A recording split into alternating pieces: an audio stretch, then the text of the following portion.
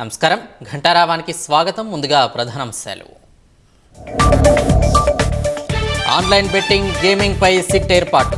Cyber నేరగాళ్లపై కఠిన చర్యలు తీసుకుంటామని సీఎం వెల్లడి.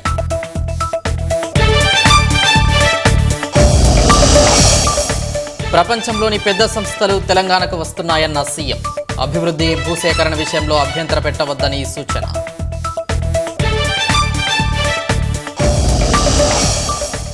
పదేళ్ల బీఆర్ఎస్ పాలనను ప్రజలు వ్యతిరేకించారన్న కాంగ్రెస్. హామీలు నెరవేర్చే దిశగా పనిచేస్తున్నామన్న రాజగోపాల్.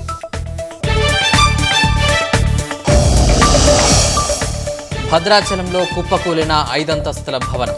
పాత భవనంపైనే మరో 5 అంతస్తులు నిర్మిస్తుండగా ప్రమాదం.